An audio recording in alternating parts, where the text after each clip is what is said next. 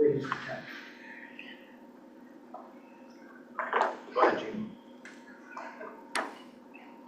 Okay, thank you. We'll call to order the meeting of the Skokie Public Library Board for the monthly meeting of Wednesday, May 14th, 2025, starting at 6:32 p.m. First, we start with the agenda, which is comments from observers. Susie, people submitted comments in advance? No. No? Okay. Anyone else tonight before we swear in our new members? All right, let's move right along to administration of the oath of office for our new and returning library trustees with Village Clerk Manal Desai here to do the honors.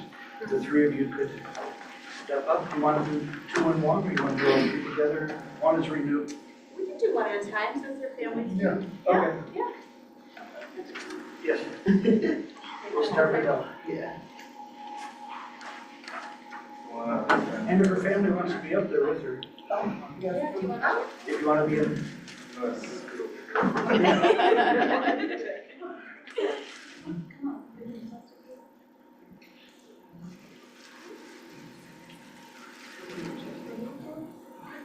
Alright, please raise your right hand. Please say your name. I, Ella Whitehead, Having been elected to the office of library trustee having been elected to the office of library trustee in the village of Skokie, in the village of Skokie, in the county of Cook, in the county of Cook, do solemnly swear do solemnly swear that I will support the Constitution of the United States, that I will support the Constitution of the United States, the Constitution of the state of Illinois, the Constitution of the state of Illinois, and that I will faithfully discharge the duties of the office of library trustee. And that I will. And that I will Faithfully discharge the duties faithfully discharge the duties of the office of library trustee of the office of library trustee according to the best of my ability. according to the best of my ability. Congratulations. Thank you.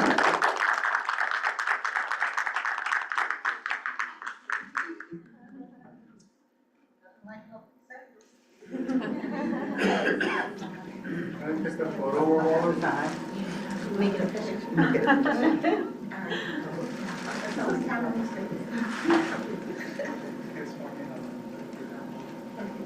Photo of all. Oh, yes, thank You you. want to take a photo? Yes. Yes. Would that put You my want hand? to?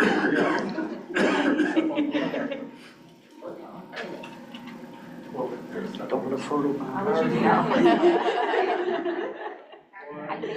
One, two, you want to get in? Oh.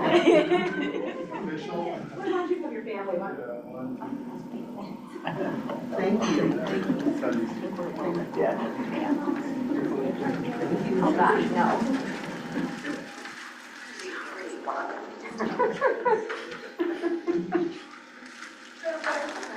Next, Leah.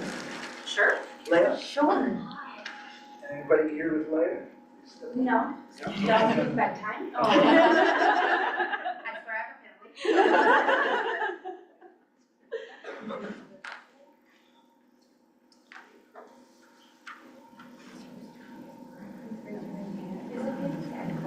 I've got it. Yes. I, Leah Bookman, having been elected to the office of library trustee, library trustee in the village of Skokie, in the county of Cook, do solemnly pledge, Do solemnly pledge yeah, that I will support the Constitution of the United States, that I will support the Constitution of the United States, the Constitution of the state of Illinois, the Constitution of the state of Illinois, and that I will faithfully discharge and I will faithfully discharge the duties of the office of library trustee the duties of the office of the library trustee according to the best of my ability. according to the best of my ability. Congratulations. Thank you.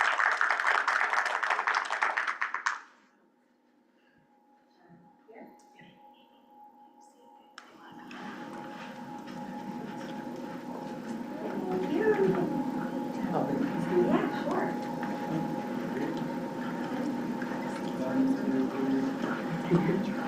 Thank you.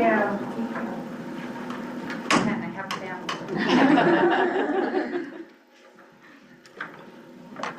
Elisa. Elisa. Okay, sure. I, Lisa, I, state your name, having been elected to the office of library trustee Having been elected to the office of library trustee in the village of Skokie in the village of Skokie and the county of Cook, and the county of Cook, do solemnly pledge do solemnly affirm or pledge yes, that I will support the Constitution of the United States, that I will support the Constitution of the United States, the Constitution of the State of Illinois, the Constitution of the State of Illinois, and that I will faithfully discharge the duties and that I will faithfully discharge the duties of the office of library trustee of the office of library trustee according to the best of my ability. according to the best of my ability. Congratulations.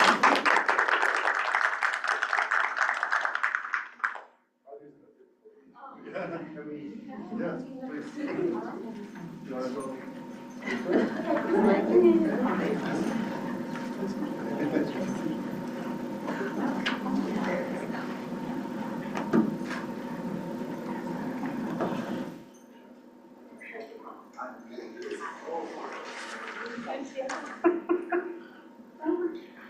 Can you come here, please?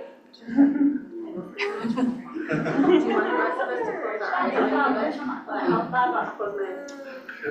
May I have you guys step forward? Yes, but you're kind of hidden, so I'm gonna have you step forward. Fantastic. Looking right here. Great. I did. Oh, yeah.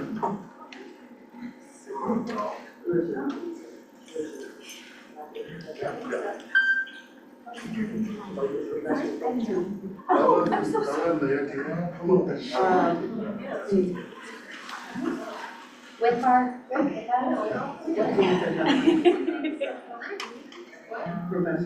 It'll be better than mine, so.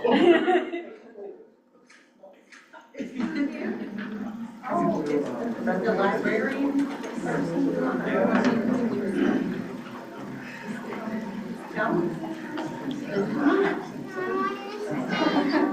And then kind of angle to the window, please. Alright, so I'm gonna have you guys kind of angle this way, so everybody's gonna be in line going left.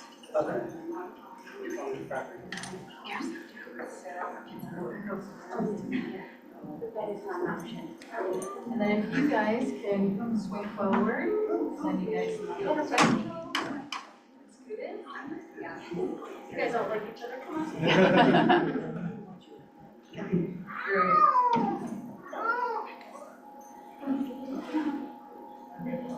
Great. Right here, 1, 2, 3. Thank you.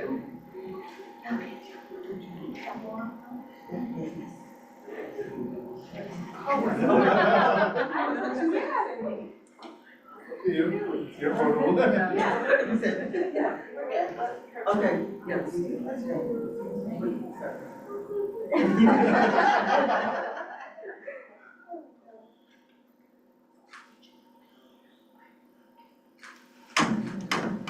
Thank you. One more. One more.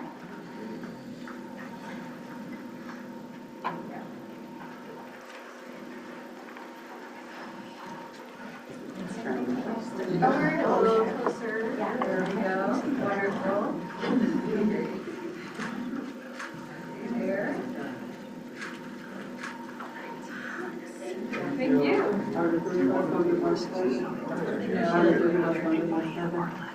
Oh, sorry, Jordan. Do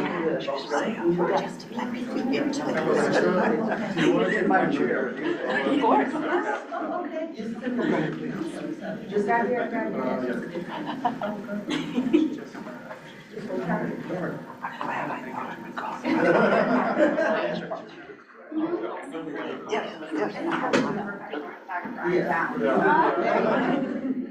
gonna have you guys come a little forward, so like sway it in front of the back there and then scoot together.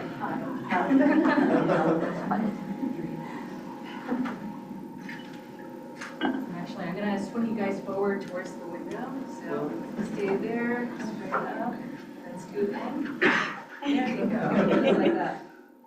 Fantastic. Stay there. Thank you.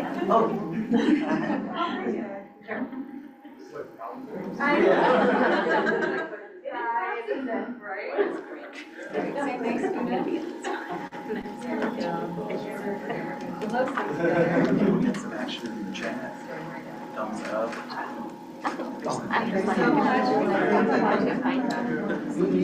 Yes. 6 people are. Whoa. That's the most I've ever seen.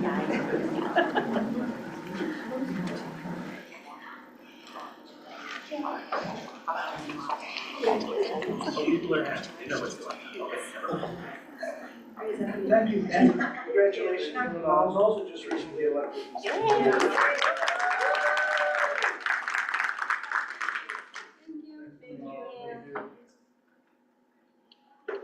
All right, you're now officially voting members, so the first thing we're going to do is review the minutes from last meeting, April 9th, which I know you two particularly have a lot to say about that. Now, are there any comments, suggestions, changes? If not, can I have a motion to approve the minutes of the regular meeting of April 9th, 2025? So moved. Moved. Seconded, all in favor? Aye. Motion passes. Do you two want to say aye or abstain? Either way? Abstain. Abstain. So 5 yes, 2 abstentions. Motion passes. Now we'll move on to the next item on the agenda, which is trustee introductions. So first of all, let me say congratulations. And, some wise politicians said all politics is local, so I think this is a beautiful example of democracy in action. So welcome to the board. Usually when we fill board seats, it's because the members step down off election cycle and the board interviews candidates and gets resumes and talks with them and all these things. You guys were elected through the election process, so we haven't met you before. So I thought, Richard and I talked, I thought we could go around and I'd have each of the board members introduce themselves and say sort of what their interest was in being in the library board. We'll give you both a chance to introduce yourselves. But I'll have us go first just to make it a little bit simpler, if that's okay. So I'm Gene Griffin. I've been on the board 10 years. I ran these 2 fine board members 2 years ago, and at the time I said my interests were in freedom of choice, meaning family responsibility, but again, censoring and open to the library being as inclusive as possible, which led to my second issue on inclusivity of encouraging the library on its diversity. Skokie often brags about its diversity, but we don't always actively seek out the smaller communities. And so we made a real attempt to be doing that over the last year. And the library's doing a good job. And then my third issue is fiscal responsibility, because we are elected because we are basically a taxing authority. That's the only reason we have to be publicly elected. So every year we have, as you'll see, we have to approve a budget. And so that's we represent the taxpayers when we're having that discussion. It's Richard's job to always ask for more money. It's our job decide. We had many years of 0 budget increase. Last year we did a 2%. In any event, to me, that's an essential part of the board's job, as well as improving policies, but not getting involved in day-to-day. So that's me in a nutshell. Michelle, want to introduce yourself? Yes, hi. Welcome. Congratulations. My name is Michelle Malari. I've been on the board since 2021 and did run in 2023. And really my platform is very similar to Gene in a lot of ways, in that highlighting the diversity of Skokie is one of our strengths, and continuing to look at accessibility. So really having our library be as accessible as possible to patrons. So you'll hear me talk a lot about that and ask questions and delve a little bit deeper on that. And I am really very proud to be a part of this organization. And we have a staff and administration that really just lives and breathes the heart of the Skokie Public Library. And you can see it and you can feel it from the top down. So it's really just a great place to be. So welcome. I'm Mary Petruha. I'm currently the board secretary I've been on the board since 2022, I think. Time goes by so fast, you lose, you lose track. And I also ran with Jean and Michelle. And in terms of, I guess, priorities, my background is really in business and childhood development, so I'm very passionate about accessibility for children. So I'm excited about all the programming that we do here, everything that we do downstairs, you know, with all of the different activities and the books and just everything. So a lot with children's literacy. And then also just being a first generation born here in the US, that's really important to me as well. My dad had to learn English when he came here, so I love that we have such a diverse collection of language books and resources here. So helping people to learn English and helping people get acclimated to the community is very important to me, and I feel like that the library stands for that. Shabna? Welcome aboard. My name is Shabna Mahmood. I've been on the board since 2020, I forgot. It's been a while. Very similar to what everyone has already said. My, I don't know, platform, but my belief is to support the library in its vision and to bring it forward in IT and in also reaching out to communities that feel like they don't have a voice. We, personally, I am a professor. I deal with a lot of refugee families. And so to make sure that, just like Mary said, having those first and second generation individuals have access to resources and have access to the library, make it a safe space for them. It was very important to me. So very excited to have you guys on board. Welcome. Ella? And I'm Ella Whitehead, no longer the newest.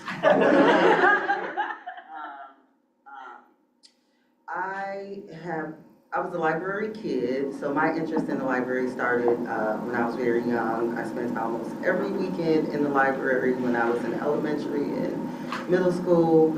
My first job ever when I was 16 was at the library, at the Harold Washington Library in Chicago, huge library. So I've always had a love for libraries, and Skokie Public Library in particular. When I was working on my master's degree, this was my spot to come and study and have my kids engaged in the children's area downstairs, the children's library, while I studied to complete my master's degree. And in general, I am somebody who really believes in access to information for all. So I really believe in diversity, equity, and inclusion, and supporting those tenets to ensure that everyone has access to information, opportunities, and to be successful. So that's my story. I can go first. Do you want me to basically talk about myself and why I decided to do this? And why you wanted to join? Well, I'm Leah Glickman. I am a mom of 3 little ones.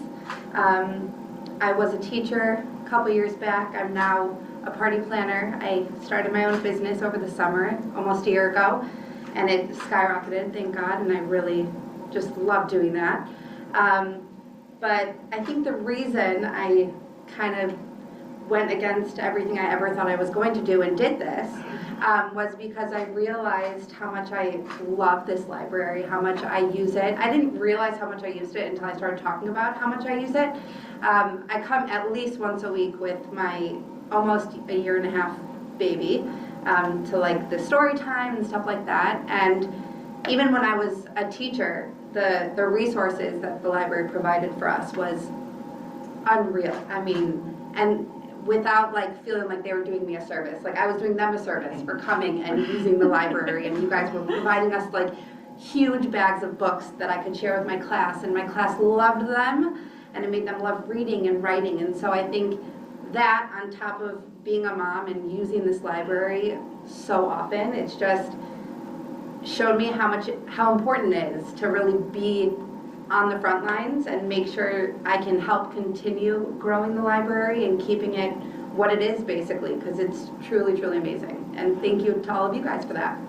So that's me.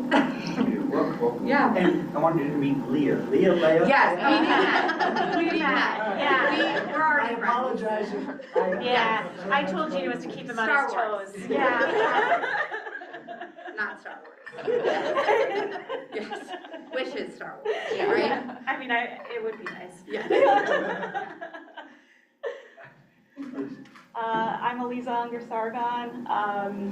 I hold an MFA in creative writing, and one of the concepts that we're taught is that to be a good literary citizen. And I can't go down to Roscoe Village and go to readings very much these days, so I feel like this is kind of a fulfillment of that part of my education where I am fortunate enough to have gotten it and to try and share it a bit and to support the community. When you walk into the Skokie Public Library, it's just, you can tell that it is a place that has been built up with care and love, and just the deliberateness of every piece of this building is just so apparent, and I'm just very honored to be a part of that now, so thank you for having me. You want to say, Richard? About myself or?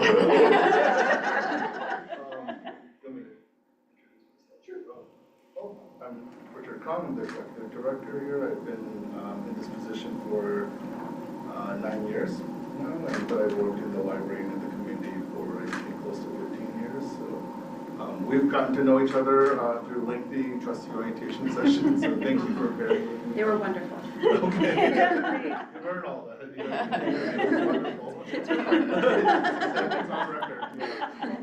But I appreciate the board and love working with the board, and I think we have the best library, you know, in the state, possibly the country, honestly, and we love what we do here, and it's an honor to serve the board in this capacity. So, and we have a great staff, and I'm afraid. Yeah, no, we'd actually okay, go around and have staff introduce yourselves. Welcome. You don't have to go into the whole life story. Unless you want.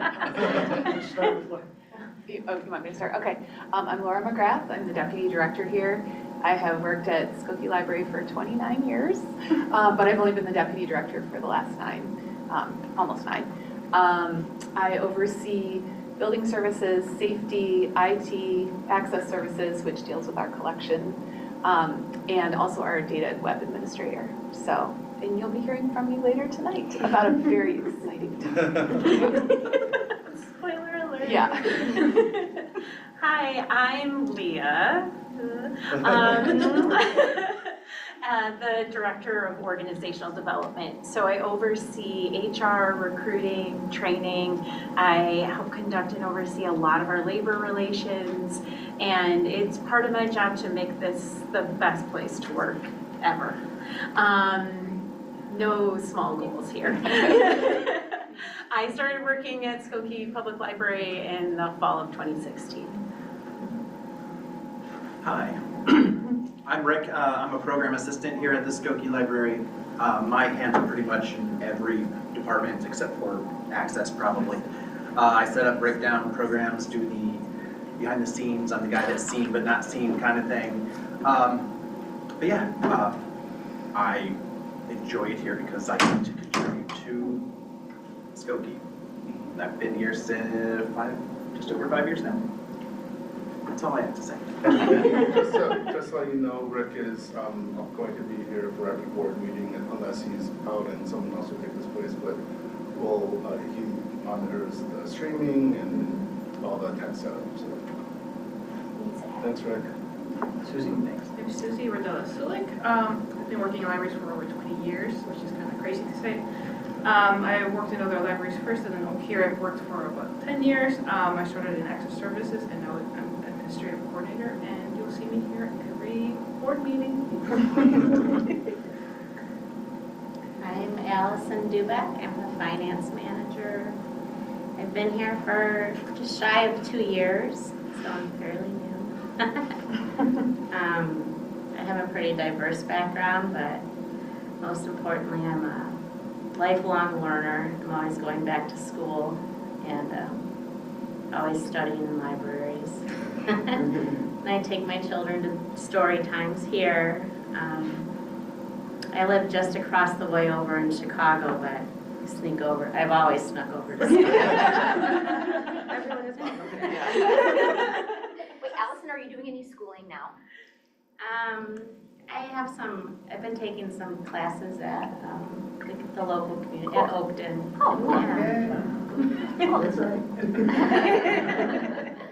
Yeah, so, but I have my master's in business administration, so I've always liked the boring financial side of things. So that's what helps keep things going, so the programmers can make these beautiful,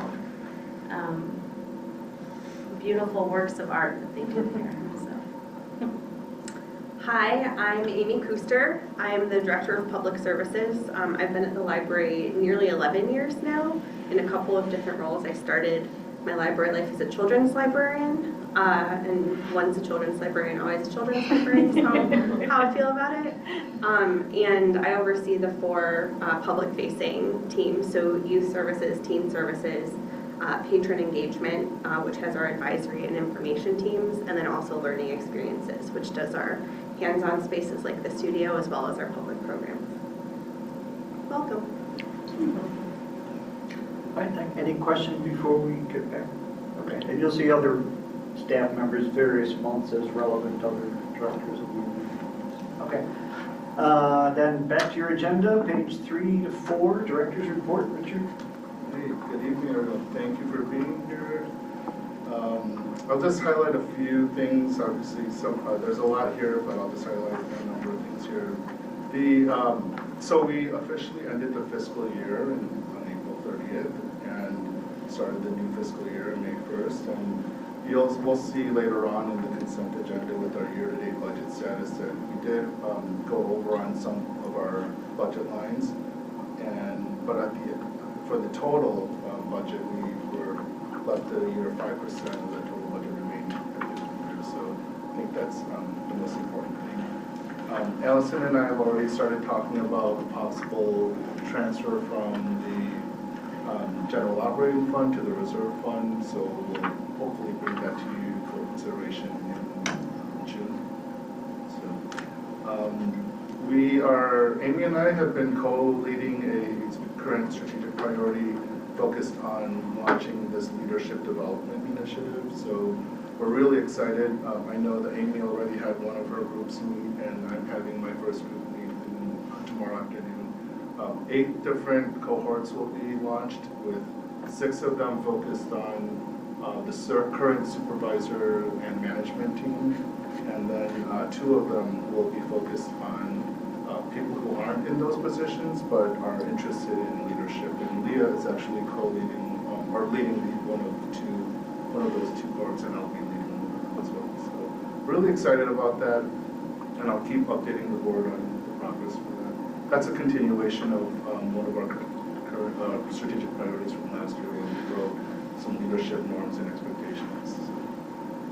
The art committee is still working hard to look at and explore, consider different pieces of art. We recently went to an art exhibition. We saw a lot of different works there, but we haven't really settled on any one thing yet. It was just last month, so we haven't really had time to digest everything. I think I might have mentioned a couple months ago, maybe Sean actually joined us and our committee for a tour of some of the local artist galleries and spaces, and we saw an artist named Pooja Pitti, and she actually her gallery brought 3 pieces of work for us to hold here for a little bit and kind of see in person and kind of sit with in person. And we decided recently to actually go ahead and purchase one of those pieces. So I'll share more information about that officially in the next board packet, but it was kind of a recent decision just earlier this week. So it's the one that, the blue one, yeah. So as I mentioned, welcome the new trustees, and spent I think 5 to 6 hours with both of you over 2 separate meetings separately, and hopefully that was helpful. I want to mention that I did send the board, I believe I sent a note saying that the trustee orientation checklist or outline, I kind of reworked that entirely, and just to make it a little bit more robust. And so that's actually in your files, and if you want to look at that, feel free, you don't have to. if there's anything that you want me to review with you, even if you've been on the board for a while, I'm happy to do that. So please let me know if you'd like to have a refresher on anything. The mental health benefit here that I mentioned, called Counselor, that is actually launching on June 2nd, I believe. Yes. So we just recently kind of finalized the terms on that. I'm really excited about that. I know Leah and Chris and the whole team are as well. It's all text-based, and it's basically offering our employees an opportunity to reach a counselor for support services, for mental health support, 24/7 through text messaging. So it's a new model, but based on what we've heard, it really kind of helps overcome some of the barriers people might have in terms of making an appointment, and kind of finding an appropriate counselor or therapist, all of the communication that's involved, getting to a place. It's really fast, easy, it's accessible. They're all licensed professionals that are staffing this service. So we're going to try it for a year and see how it goes, and hopefully there's a lot of good use of it, and the staff respond positively to it. So I'll keep you updated on that. The rest of it, I think, is pretty self-explanatory. If you would like to join me and some other staff at the Festival of Cultures this weekend, it's Saturday and Sunday, so you don't have to stay, obviously, for the whole day. But if you want to stop by, please stop by the library table and just say hi. We'll be handing out some stickers, and got a whole new batch of really cool summer reading stickers. So please say hi to us. Let's see, what else? I think that's it. Questions or comments for Richard? I have a question regarding the Festival of Cultures.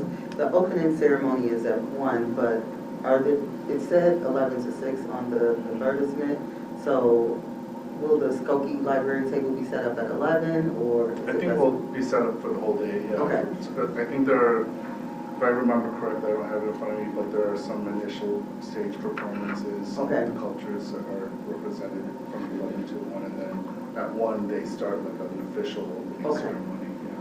Thank you. Sure. What kind of volunteer services will be ever about this one? Like, what are the ones are you looking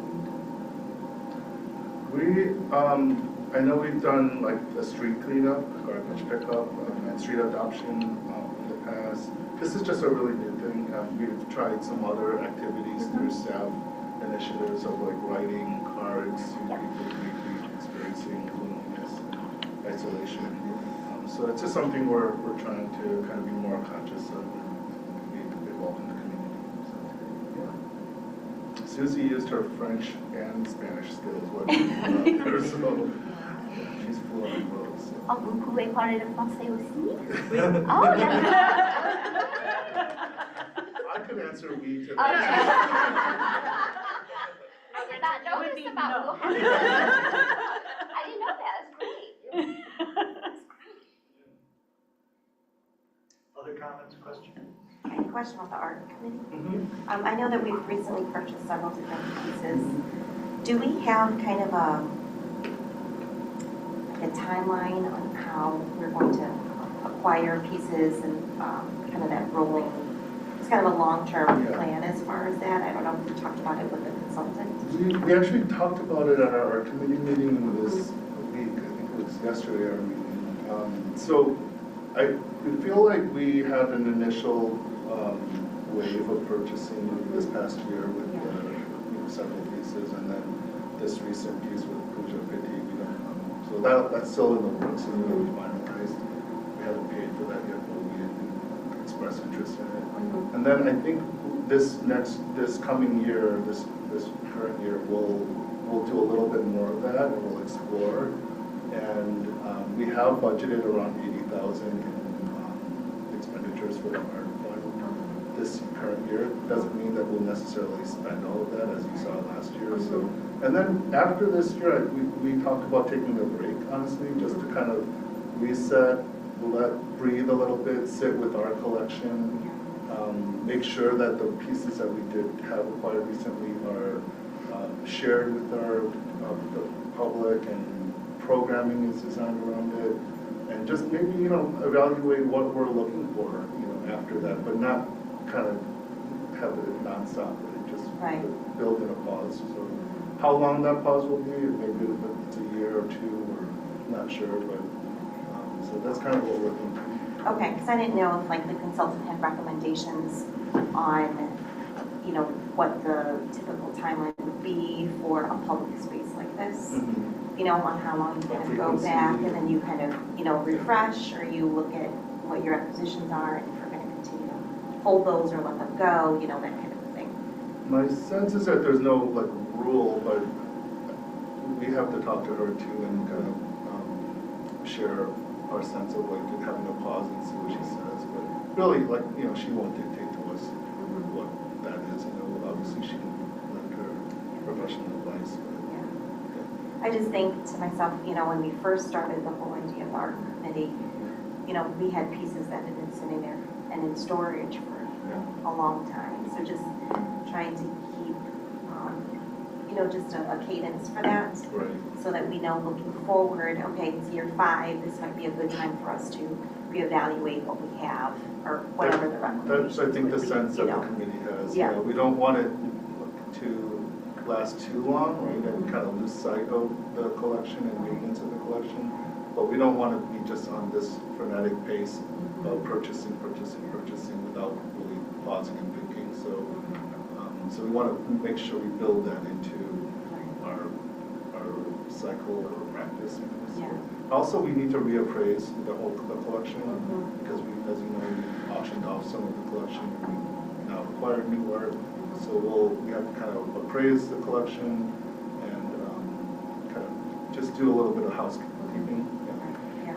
And as always, I'm always interested to hear what feedback is, you know, once we get our pieces out in public spaces. I can't wait to see the public reaction too, because none of the pieces that we've purchased have been displayed yet. But in June we'll have probably 5 of them up at the same time go up, you know, and then like later in the summer, July or August, we're going to have some type of opening event and then build in like programming throughout the year. So, yeah.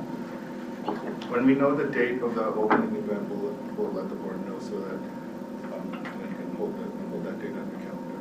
So we're planning to invite the artists to speak and kind of make an event. Thank you. Sure. I just had one comment or question. Go ahead. Oh, okay. Sorry, I didn't hear you first. Are you sure? Go ahead. Okay. I just want to say I'm happy to see that you hosted a meeting with Jan Schakowsky just to talk about everything that has been going on and that you've kept the board abreast of every day. It seems like it's Whiplash, just constant changes back and forth. So I'm just curious, beyond what you've written here, just the kind of feedback that she gave and how we plan engaging with her going forward. I just think it's so important. You know, Jean even pointed out when, you know, injuries are out, like, this is so important to protect, you know, freedom of speech and all of that. So just kind of curious where this is going. And just to clarify publicly, like, you know, obviously we're not a partisan organization, but we reach out to Jan Schakowsky because she's our local representative and local official. And so we had a conversation with her just to express the concern that the library itself, but also the library field has with the recent cuts to the IMLS agency and what that might mean locally to Illinois libraries and even us, you know, in terms of like affecting our regional systems and delivery possibly. So we just used that time to make sure that she was informed of our perspective. So there wasn't really like any kind of planning or anything like that, but she just encouraged us to keep sharing with her what our perspective was, so that it was kind of so that she was hearing from us, you know, in the community, right? So. But yeah, you're right. Every day there's just some kind of news about what's happening and how it affects libraries, and lots of questions, you know, and concerns. And it's something that we're definitely monitoring for sure. And because I personally, it's really difficult to cut through the clutter and to really understand if this happens, how does it impact our community really? So I appreciate when you get that information, and I know you've been sharing it regularly, so I would like to continue that. Okay. Of course. Any other questions, comments? Sorry? Did you have a Yeah. question? Oh, No, that was exactly. Oh, okay. Great minds think alike. We're good. All right, then we'll move on, but first, I apologize in advance, I'm doing some mansplaining tonight. So there's three kinds of agenda items, basically. There's the director's report, which is informational for the board, but we don't need to vote on it or approve it. There's things like the minutes that we started with that we do have to approve, but it's a consensus vote, just all in favor, aye. We're now going to move on to a fiscal item. Those need to be approved by individual voice vote. So we'll discuss it, and then I'll call on each person to vote yes, no, abstain. So you're seeing all three consecutively, but I just wanted to explain why I'm going to be calling you by name in a minute rather than, and we're not voting on what Richard just said. That was just for Part of the 5 hours with Richard. You've never. We spent an hour on that. All right, very good. Which is helpful. That being said, let's move on to the approval of disbursement report, starting on page 5, I believe, to about page 17. Any questions about the numbers there, about the disbursement report? If not, can I have a motion to approve? Richard, one question. Sure. 60, 20, no, wait, 6, 2, 8. 6280. I don't know, 2108. What is Mango? Mango Languages is our data subscription-based resource where people can learn languages on our website. Actually, I want to plug Mango because it's an excellent resource, and I know that there are some other types of apps out there that don't necessarily go through the library world, but Mango is actually a really excellent resource, and I hope more people use it, so please help us promote it. And just a reminder, those are kind of yearly subscriptions, so it's understandable, like you won't see that every disbursement report, so it comes around once a year. I have a question, a couple of them. Under 6060 for maintenance, I see for combined roofing services, whenever I see roofing, I always think, oh gosh, what's happening with roof? Yeah, that's just a regular maintenance. Okay. Yeah. It's all good. Like, I learned more about a roof than I ever thought I would in life. So I just wanted to know if there was any issues that are starting to like percolate. Yeah, no, trust me, I have the same reaction. Every time I see it's a maintenance, a regularly scheduled maintenance, it's a showroom. Okay. We'll save percolating for the hot water pump. Yeah. Other questions about I have the disbursement? Yeah, I had a question under the art acquisition. Like, I understand Sure. that the 21,600 is actually for the art pieces. Where is the budget, or where are we funding things like for framing and ongoing maintenance and care of the art items? Yeah, good question. A lot of that is going to come out of our professional services line. Okay. I just wanted to, I know that the board had approved some of that coming out of the art fund, but if we don't have to take it out of the art fund, I'm trying to keep just the cost of the art itself coming from the art fund, and then some of the associated costs like the consulting fees and the framing and the transportation. That's all. We're trying to take that out of different lines before we even touch the art fund. So. Okay, I agree with that approach, and I think the only thing I wanted to mention is especially, I know some of the newer pieces that we've acquired, they're very tactile in nature and are like multimedia type pieces. So I just want to make sure that when we build out the budget, we're building things to help make sure we're taking care and maintaining those pieces, because they're very delicate. We're definitely thinking of that. I mean, we'll have to see when we get the pieces too and live with them, but a lot of those will be actually like framed in a specific way with what is it, Susie, like an acrylic kind of? Yeah, two more plexi boxes and one was a shadow box. Okay, good. Because I'm literally picturing the tea bags and then like the, that kind of crocheted frame on the other one. Just, yes. Those are, Susie's handling all of this with our company, but yeah, we're thinking of these missions. And I just had another one under Capital, 2102 for the Children's Museum of Pittsburgh. Yeah. That was my question. Yeah, it sounds funny these are for custom tables, like these wooden tables that we're going to be using. Actually, our staff designed those tables with this vendor, and basically they're like museum quality tables that will be used for exhibits and interactive experiences throughout our library, and they're movable and foldable and all that, but they're really nice quality. Really, you know, if you've gone to like Cole's Museum or like some children's museum, like they have like really sturdy, durable tables that you can use for exhibits. That's what they are, right? That's correct. How big are they?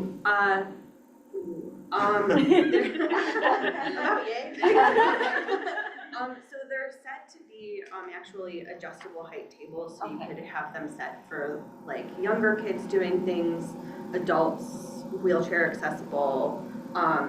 You'll see them, the first time we'll have them out is at the end of this month for our Jumpstart Your Summer Reading programs that weekend. But it's very much meant to be something where it's like, oh, there's something here I can look at or do. And so they can be approached from all sides. They kind of look a little A-frame easel-ish with flat tables so that you can be around doing these activities with others. It's meant to increase like the interactive nature of some of our exhibits, and also kind of touch on the play strategic initiative that we had, the priority that we had to just can offer opportunities for play and exploration. So, How many tables? I believe we got 3. We'll try to find a photo of them. We have them now. Yeah, so they're in the basement. We haven't set them up yet, but we'll be soon. We'll probably see them. I mean, it sounds like at least it's meant for high volume usage. Yes, high use. Meant to last. Hard use. Yeah. They're not And those are not disposable cheap, tables. right? Yeah. Right. Like I said, they're also customized and designed specifically for us, for what we want. So it's not out of the box.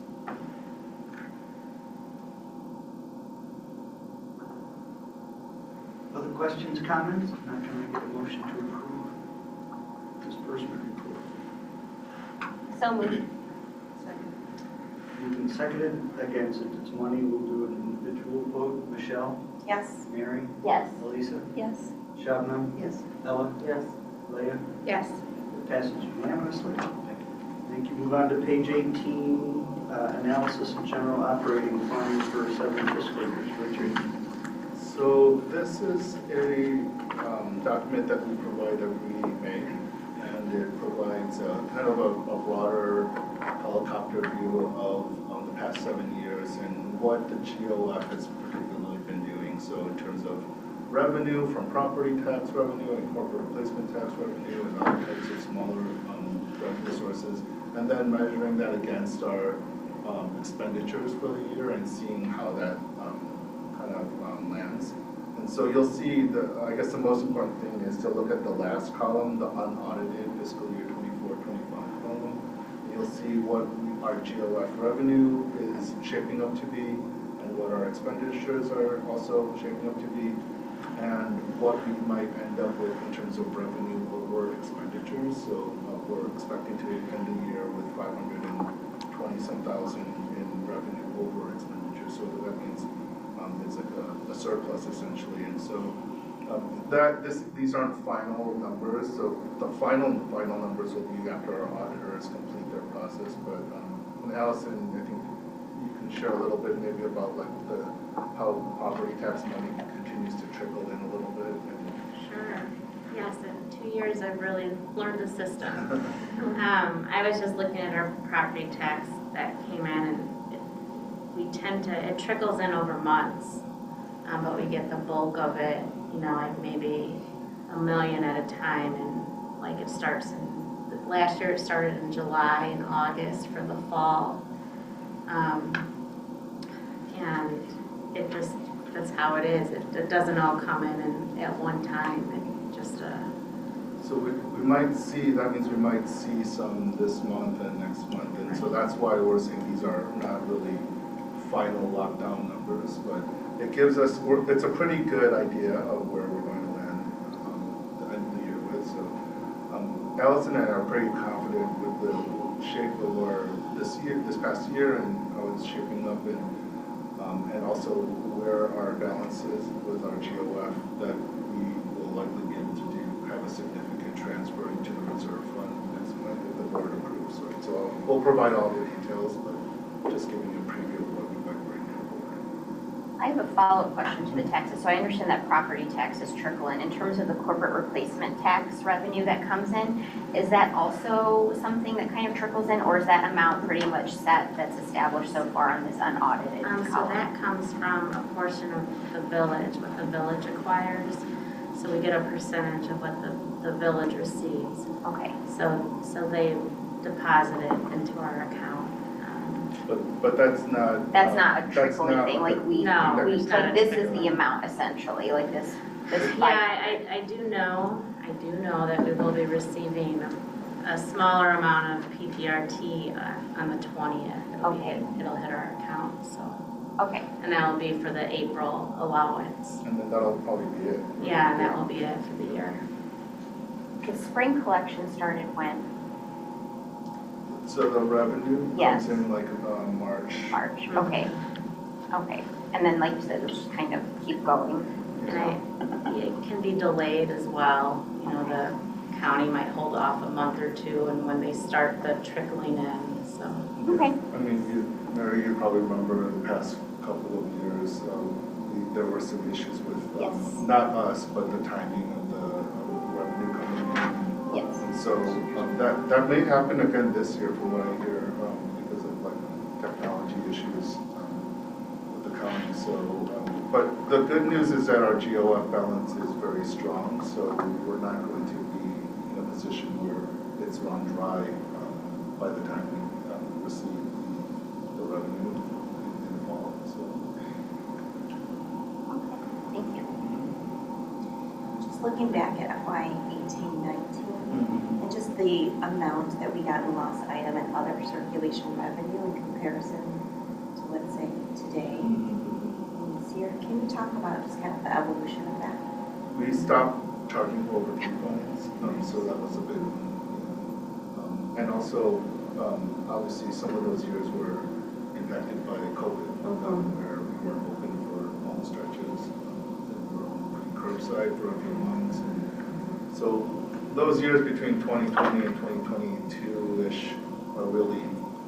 Those are outliers. Yeah, they're outliers, with our circulation data. And it'll be nice when we clear that, and that doesn't show up on these reports. Yes, further and further away from it, yes. But mostly overdue fines that we don't charge it. So when we think about that policy and how we kind of, our procedure and how we've stopped collecting from that, and we think about having to replace all the things that maybe may not have been returned, are you finding that this has cost us more than just the initial income per se that we were doing in order to charge for those late items? Just a clarification, we still charge for items that are never returned. So those are considered like the lost items.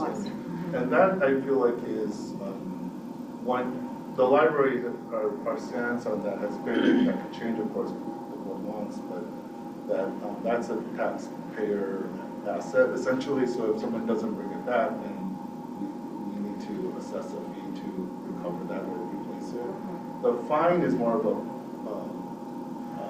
penalty, you know, and that even if the person brings it back. So that's why the board back then decided that it would be okay not to have a punitive measure against people who have overdue loans, right? So because we're still getting the item back at some point. So when is a book considered lost, like 180 days or 90 days, or what's the policy? after like 3 auto renewals and then I can't remember the exact date, I can look it up though, but after 21 days of not returning something, we block your card so you can no longer take out anything additional. Okay. And then, yeah, like Richard said, there's a process of overdue notices that you receive. And then eventually, I want to say it's 6 weeks, but I will look it up while we're talking about I was just curious. Yeah, yeah. Okay.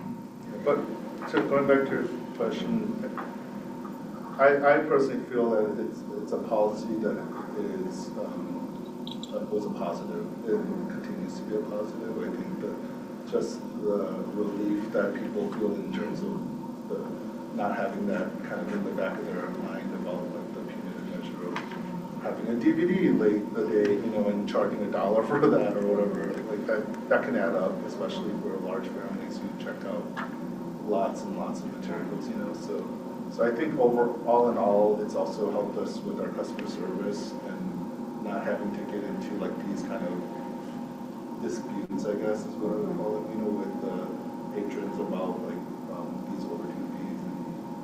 And so people are a lot happier, I think, overall with that policy. So. Oh, I'm all for it. Yeah, I know. just so you know. Yeah, I know. But I was, just trying to reflect on the impacts of it from both our side and from the patron side, right? And continuing to reflect on, that was a big change that we made. Have we kind of gone back and kind of looked at the data to back that up? So how many, are we finding that we have more lost items now that we don't have that? Or do we have less? Do we have more returns that are coming in on a short, we're not having to have as many overdue, because knowing that they have a little bit of grace period, that might actually bring it in a little bit. So, I wonder about that I kind of think our data. staff are constantly assessing that and looking at that, and Laura can jump in, but my understanding has always been that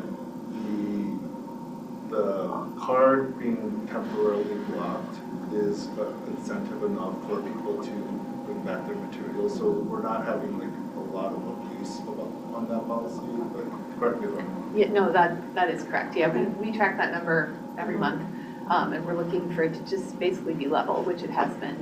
So it hasn't really affected, and it is 6 weeks, so after 6 weeks, it's considered lost. 6 weeks is lost. Okay. Thank you. I feel very irresponsible that I was already familiar with all of that. No judgment. Yeah. There's no. Yeah, we don't need to vote, just information. All right, then let's move on to the consent agenda, page 19 to about 28. Which includes some financial. Any questions about that? I just want to I thought that the whole thing about the video games was like very interesting to like read about. So I know you sent me a video because I was curious to actually look at how like what that update was. So I think that was really, really cool, because anything that just allows us to be more efficient, I think, is always positive. And then I was curious too, just because I worked in children's game development and publishing, so I know how fast like new video game titles come out all the time, and you've got the Switch 2 coming out soon. So I'm just curious like what our weeding process is for video games, like how long we hold on to things versus, when we decide to get rid of them to make sure we have relevant content. Because when I was reading through some of the systems here, I was really surprised to see that we had games for some of these systems which are very old, and I was curious if people still check those out. Yeah, do you want me to? Yeah. Yeah, definitely part of our weeding process is this item being used? Are these systems still in use by members of our community? So we do have to continually weed because we have a limited amount of space. But what we have out there is definitely being used. Okay. Yeah, we keep an eye on that. I guess, still have a weed at it home. makes sense, because, the games are still fun, doesn't matter how old they are. So if people are still using them, I think that's great. And they really don't take up that much room on shelf compared to other types of things that we have. But I'll watch the video later. I was just curious. I thought that was really, just really interesting. And we carved out like prime real estate on the first floor, as you know, of the video game mall, because of our large collection and because of how well it's regulated. So. And I'm assuming, because I think the Switch 2 is going to be a pretty hot commodity, so I'm assuming like we have plans to acquire some of those games, and then I know we've done a lot of activities with kids downstairs with having tournaments and all of that, so I'm assuming there will be plans for all those fun games. Yes. Okay, cool. We usually purchase the new systems as soon as we can, with people and start asking for them for in the teen room and programs. I'm excited about this issue. So it sounds cool. Is that Annabelle that's over? Yes.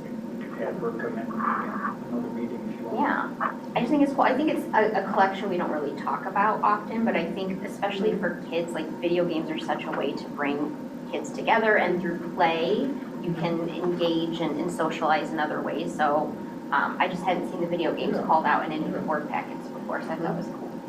And starting in June, we'll start seeing the annual reports for some of our focus areas like collections. So I think that we usually try to get Annabelle, I mean, she'll come, I don't want to make it sound like we have to try to get her. But we invite Annabelle to join us for a little bit of a kind of status of the collection talk.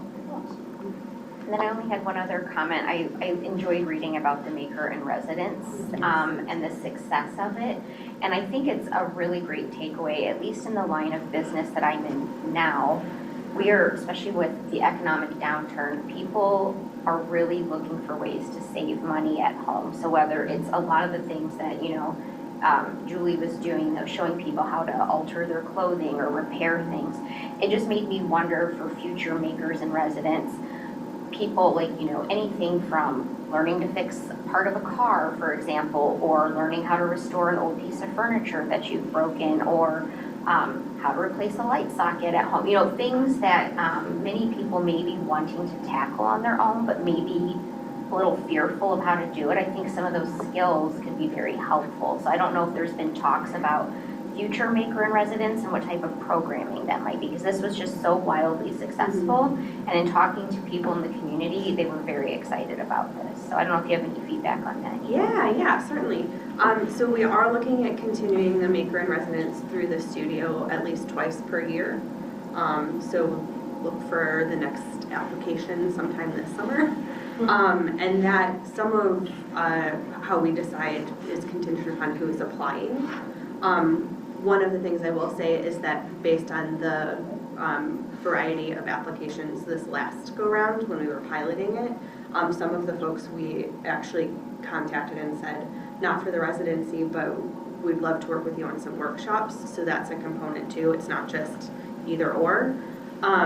And Marnie Balint, our experiential learning supervisor, who oversees the studio and this program, has also been in conversation with other area libraries to look at how we can all collaborate on things like a repair cafe or repair fest.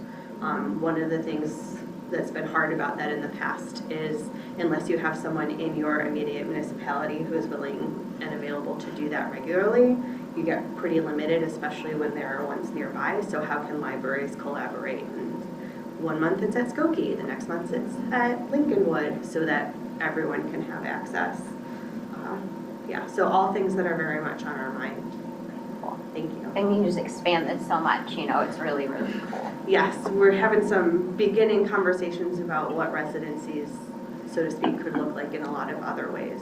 We had our information services supervisor went to a learning sharing session with the Vernon area library district, I think it was, who had a political scientist in residence, which was kind of like a year-long, 1 or 2 things every month for a few months. Looking creative writing seminar, exactly. It's so cool, So we're certainly looking at what lots of possibilities are and seeing what standard rates and funding structures are, because we would certainly want to make sure we're appropriately compensating folks too. So all ideas in development. It was just such great participation, so kudos, that's great. Yes. We're excited for when the community quilts will be here very soon. She's finishing them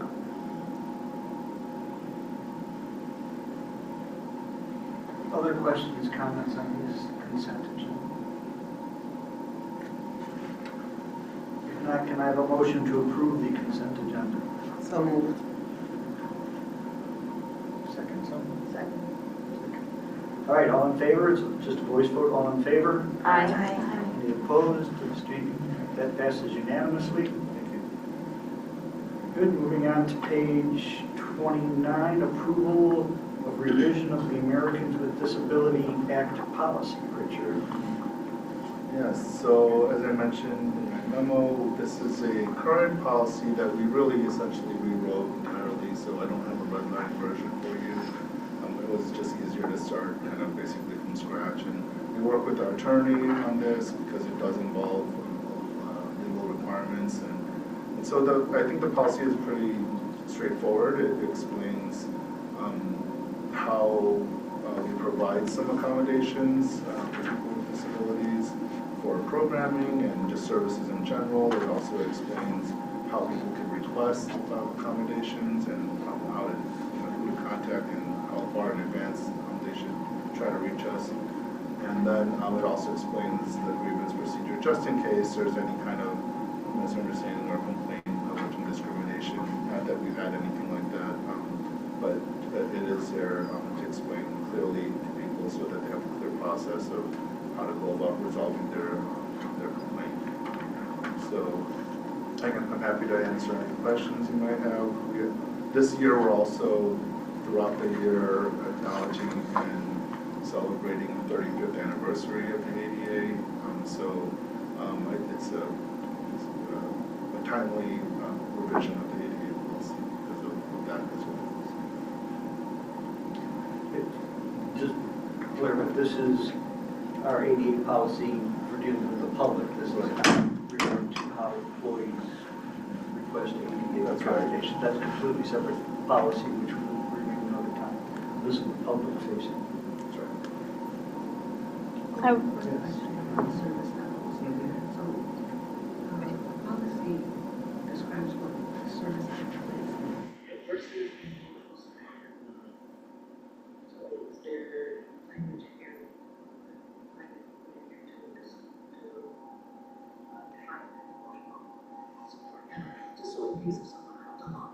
Yeah. It's not, other than what you see here, there's no language, but we have internal procedures for our staff on how to handle that. Honestly, we try to be as inclusive as possible. We welcome people. The emotional support animals don't have the same, I don't know how to say it, but the legal protections, if you want to say, that service animals have. But we try to be inclusive and allow emotional support animals as well, as long as they are not causing disruption in the library. And honestly, we haven't, I asked Laura earlier this evening, we haven't had an issue with animals in the library. It's not that frequent of an occurrence, and even if it does happen, we haven't had any serious behavioral or disturbance issues or disturbances. So I can imagine it's from the hearing nature or emotional support animal could be. yeah. So I mean, if it causes a disturbance, we will address it. But even though we're not required to allow them in the building, we try to accommodate when possible. Out of curiosity, have there ever been meetings or I don't. You know what? There are designated service animals, that, but yeah, I don't believe. Not that I know. It was a similar question. I was just curious how that made it into the policy. Where like inclusive anyway, Yeah. emotional support animals being excluded. Yeah. How? Just because it sounds like we're being inclusive anyway. Mhm. So I was just curious why the decision was made to not include emotional. Is it like okay. a training? That's a legal thing, actually. So that emotional support animals are legally not in the same class in terms of the ADA as service animals. That was specific like designation as a service animal. So it's more of a legal reason why we stated it that way. In practice, we try to be as inclusive as possible. Thank you. It references, we have the ADA compliance officer, who is our current compliance officer. You're doing fine. Thank you. Other question? You bring up a good point. When I read this sentence, it says the library welcomes all service animals, and then parentheses, it says not including emotional support. So I think I'm confused by the language. Because when I see, it says it welcomes them, but I understand what you're saying. There's a legal distinction between a service animal and so I understand they're saying service animals, you welcome them because they are, like, it's a legal thing under the ADA, but then you say not including, it makes it sound like emotional support animals are not welcome. That's how I read that sentence. Well, it happens that one of our attorneys had this here, Aaron, right? Do you want to? Maybe I'm not interpreting, just when I read it, it sounds like, yeah. I mean, I can try to answer that, but do you want to pull up a chair? No, we're going to have Aaron speak about later on. Oh, okay. Is that under the current policy? I just want to get to the sentence. It's on page 31 of your packet. Hi, sorry to throw you into this. No, that's okay. You may have seen me lingering outside. I wasn't sure when you guys were. Yes, no, you're welcome. But they're referencing the question about the statement about the library welcomes all service animals, and then a parenthetical note that says not including emotional support animals in the library. And I know we talked about that in terms of the legal distinction between service animals and can you explain, is there a specific reason why it should be phrased this way? Are there alternatives that we can consider that may be less confusing? Yeah, so on the legal side of things, we tend to be lowercase c conservative, right? And so while service animals, as Director Kong mentioned, have a special protected status as an accommodation under the ADA, emotional support animals don't have the same recognition under the law. So typically what we see is that units of government like to retain as much authority as they can to restrict animals in their spaces just for safety and other reasons. If it's a common practice that the library would or does welcome emotional support animals, and that's really kind of a policy choice for the library to make in terms of if it's not a concern and you'd like to expand the policy to include emotional support animals, that would be fine. I think from our perspective, retaining as many, I don't want to say boundaries, that makes it sound like services aren't inclusive. It's more that on the legal side of things, we don't want to open the door to a bunch of different new issues that could affect the library differently than what's provided for under law, which are service animals that provide specific service to people with disabilities. I think my question when I read it is not why it's a policy. My question is, the way the sentence is read, to me, when I read it, is the library welcomes all service animals, parentheses, not including emotional support animals. So to me, I'm logically thinking, well, that means emotional support animals are service animals, but they're the only service animals who are not allowed. So is it possible to split that sentence and say service animals are these things, emotional support animals are these things, the library welcomes all service animals? And it could be better than that, but... Maybe I can make a suggestion on some wording and Aaron, you can advise on the fly here. Maybe the sentence at the top can just say the library welcomes all service animals in the library, period. And then strike that parenthetical note, and then at the bottom of this section, you can just say the library may consider also welcome emotional support animals, and use the word may, because that doesn't mean that we will no matter what, right? Yeah. So that's not the point that I was trying to get to. My point is identifying that service animals are one thing, emotional support animals are another thing. I don't disagree with saying emotional support animals aren't necessarily, I don't want to say word welcome, but that we don't open the doors to emotional support animals, because that opens the door to somebody saying, my Cherokee is my emotional support animal, and it hasn't been vetted in the way that service animals are, correct? Right. Emotional support animals aren't vetted in the same way, correct? Right, they're not certified in the same way. So just delineating that service animals are this type of thing. Me personally, I'm fine with the not emotional support animals, but I think we need to clarify that this sentence is not including emotional support animals under the umbrella of service animals. Because so when I read it, if you put it in parentheses, it's saying this is our big umbrella, but not this little section of our umbrella. So delineating very clearly that they're two different things. What if we just add in the word trained service animals? All service animals are likely to be trained. Right, but that would differentiate the emotional. Well, I would say another suggestion, I think we can just strike the parenthetical note altogether and leave the rest of the section as is, and not mention emotional support animals at all. Because that's not saying that we're not welcoming them, and it's not saying we are, and that's more of a procedural thing that our staff will handle case to case. And I think that at some point when we're making these policies as comprehensive as they are, it's really easy to be over-inclusive or under-inclusive. So I think staff had conversations about the list of programs and services a couple weeks ago, what kind of accommodations the library offers. And I think making the judgment call, I think Director Kong's suggestion is a good one, just because once we start diving into the distinction between service animals and emotional support animals, then we're defining what an emotional support animal is. And that's, I think, the purpose of the policy is really to focus on what the library allows and doesn't allow. And if we leave emotional support animals off, it's probably a little clearer for everyone. I agree. Okay. Thank you for your comments. Other questions, comments? Lisa? I was just wondering how the translation devices have been working. I don't remember what they were called, but I remember that they were being brought into circulation. Sorry? Pocket Talk. Pocket Talk. Amy, do you want to say a little bit about Yes, so it's very ad hoc how they are used, just based on the particular interaction. So I actually haven't seen any consolidated, overall, here's how it's been going. I've just had anecdotal.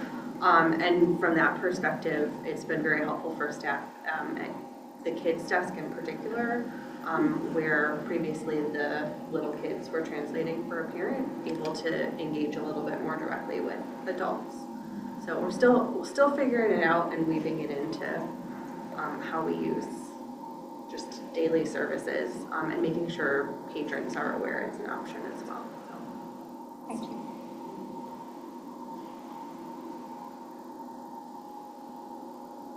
Any other comments or questions? All right, so with the understanding that we are removing that parenthetical phrase, paragraph on page 31, about emotional support animal. Can I have a motion to approve the revision of the ADA policy as amended? Second. All in favor? Aye. That passes unanimously. Thank you. Thank you. And I guess you need to send out a copy of this for the policy. There's a simple enough change. You don't need to break. Yeah. Okay. We'll include it in the policy. All right, moving on to page 36, approval of hot water pump replacement bid. This is why you're all here tonight. So as I mentioned in the memo, we recently completed a capital asset study, shared with the board a couple months ago, and it outlines all the sort of behind the scenes things that we need to take care of over the next many years in order to keep the building running in tip-top shape. And right now, the next thing on the agenda is the boiler hot water pumps, which are at end of life. They have some corrosion. It's strongly recommended that we take care of that this year or next year. So we worked with Grumman Butkus, who came in and mucked around in the basement in the second floor mechanical room, and looked around and designed a replacement for the pumps that they felt would work best with our system. So they helped write up the bid documents, spread the word, got people to come in for a walkthrough. We had a number of bids. So they are recommending that we accept the bid from Oak Brook, who also were the people who worked on our chiller replacement a couple years ago. They also recommend accepting alternate one. There was only one alternate, but this would provide for 2 redundant pumps. So were some of the pumps to go out, we would, for example, we could potentially lose heat around the perimeter of large chunks of the building. So this would allow us to just make sure we are always able to maintain heat. And then also recommending that we approve having Grumman Butkus do the commissioning for the boilers. If you'll remember, they also did the commissioning for the chiller. Basically, they come in and they test everything to make sure it all got hooked up correctly, everything's working the way it should be. Also, a little bit separate from the commissioning, they will come back during heating season and make sure, again, everything's doing what it's supposed to be doing. The bid, along with the alternate and the commissioning, comes in right about what we had sort of estimated that we thought it was gonna be. So this was already on our radar, in the list of capital projects. There's money in the reserve fund for it. So I'd be happy to entertain questions, but I recommend board approval of the attached bid from Oak Brook Mechanical Services for the hot water pump replacement at a total cost of $329,109. Sorry, yes, no. Yes, 609, I'm sorry. Questions, comments? I had one. I just noticed that the consulting firm recommended we take Oak Brook because it was the lowest bid, and it didn't seem like the next highest was that much more, so I just wanted to make sure that wasn't the only reason. Yeah, no, they take in other factors into consideration. They've worked with Oak Brook before, really good reputation. We worked with them. The chiller project went very smoothly. So they felt very confident that they understood the scope, was a realistic bid, and we have experience with them, so it was a combination of that. I just want to double check, because I saw the math error in this before. It Yes. looks like this was updated. Yes. Okay. Yeah, thanks for catching. It's only $500, but it is 500 taxpayer dollars, so Yes, it's very important to get absolutely. accounted Yes. for. So I want to make sure I got corrected. Okay. Appreciate that. So the full amount is $329,109. And kindred spirit with Allison, I like the numbers too. I was, It is 100. Oh, this was the error. Yeah, yeah.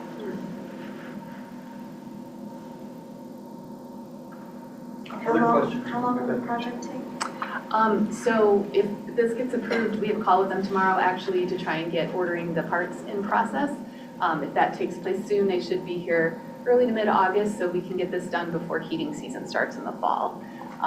So August, September, depending on exactly when the parts arrive, but we would be aiming to have it before we turn on the boilers for winter. And then will there be service disruption or anything? There shouldn't be, because we aren't running the boilers at that time of the year, so they just need access to those pumps in the various areas. In the very scary basement. Yeah, nobody's gonna be in the basement. Nobody wants to go to the basement. The board hasn't toured the basement. Oh. You can send me a video. Yeah. I think it'd be cool to see actually, like all the pipe. I would actually. Are you sure? I would do it. And then these pumps are gonna last, what, 20 years about? Yeah, that's the approximate expected lifespan. Okay, and then it's a 1-year warranty. Okay. Right, I was just gonna add, we have regular maintenance on all of these things, so preventative maintenance, we'll have them come in and inspect and look for problems. Oak Brook, well, the same company that did the installation. Um, Or no? we work with Automatic on our HVAC preventative maintenance. Yeah, I was asking Director Congo for this meeting about why we weren't considering electric heaters, but you said that it doesn't make sense with the system already in place. But You actually looked into that based off of your question, so Laura didn't want to talk about it. Yeah, I talked to our consultant about that, and he said, what we do now with the pumps won't preclude us in 6 to 10 years when the boiler needs to be replaced from looking at that option. Okay. So, because they last longer than 20 years, that was my yeah, but we can replace the pumps now and do this, and we could still retain the option then when it comes time to go an electric route with the boiler itself. Yeah, or 2 boilers. But this Oh, that's- project isn't replacing the boilers That's the themselves. difference. Yeah, Yes, yeah. yeah. Oh, sorry, I should have been clear. Yep. Thank you. You don't have to call me Director Conlon. Oh, sorry, I was taking my cue. I know that's the first time anyone's ever called me.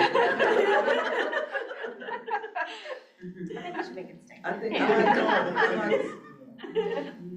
No, trustee Malari.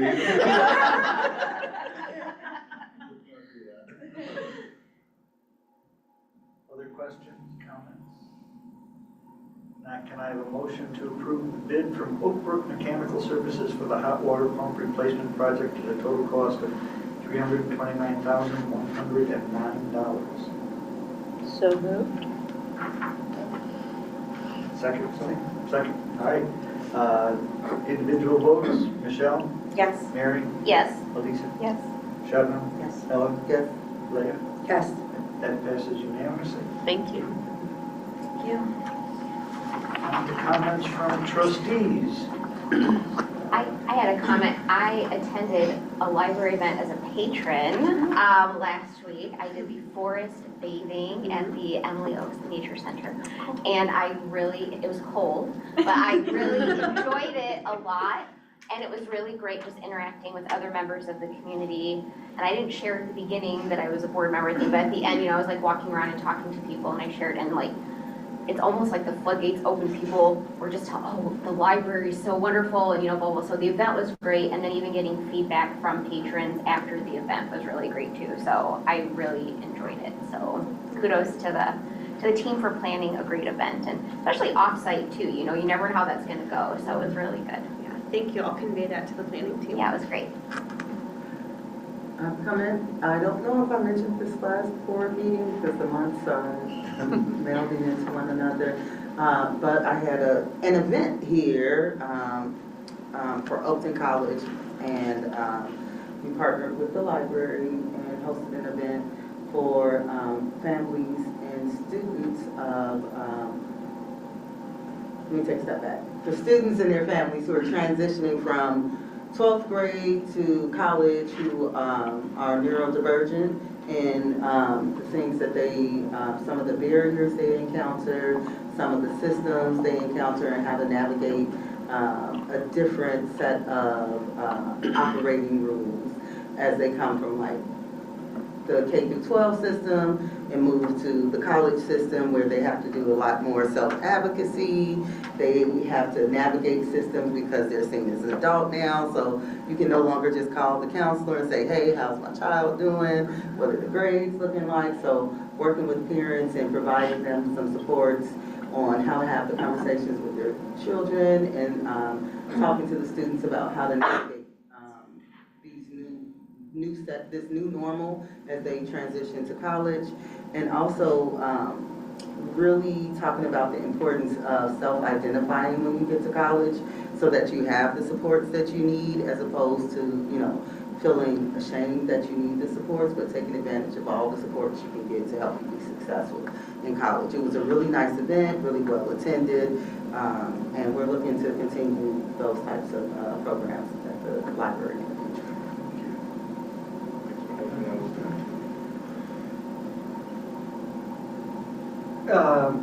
My comment will be closing out this meeting, moving into our annual meeting where we'll be electing the new executive committees per our bylaws.